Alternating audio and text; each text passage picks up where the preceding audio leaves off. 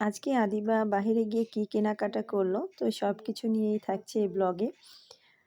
তো ঘুম থেকে ওঠার পরে আদিবাকে আমি নাস্তা দিয়ে দিলাম। এই তো দেখতে পাচ্ছেন আদিবার জন্য আমি রুটি এবং ডিম পোস্ট করে নিয়ে এলাম। তো আদিবা খেতে চাচ্ছিল না, ঘুম থেকে উঠে আদিবার ম্যাডাম চলে আসবে। তো আদিবা তাড়াতাড়ি করে খেয়ে নিচ্ছিল। এই তো দেখতে পাচ্ছেন আদিবা খাচ্ছে এবং টিভি দেখতেছে। বাচ্চা মানুষ টিভি ছাড়া যেন খাওয়া হয়ই না।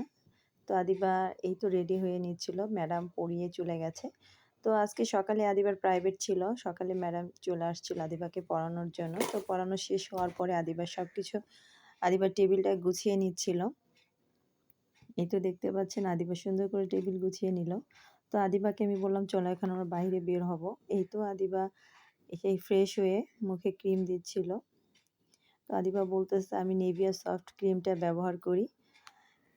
তো এই তো আদিবা মুখে ক্রিম দিচ্ছে।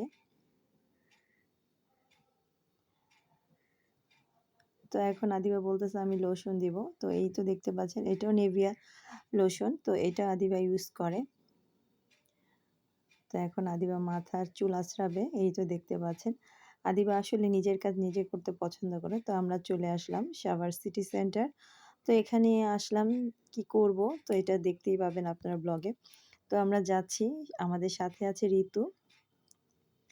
তো আমরা চলে আসছি আজকে মূলত আমাদের কিছু ভিডিও করার জিনিস কেনার জন্য। এই তো আমরা কি কিনতেছি দেখতেই পাচ্ছেন। তো আমরা দেখতেছি। তো এই তো আদিবা দেখতেছে কি কেনা যায়। তাই তো বাসায় চলে আসলাম। আসার পরে আমি আজকে রান্না করেছিলাম ভর্তা, মটর শাক, সাথে ছিল চিংড়ি মাছের বড়া, সালাদ।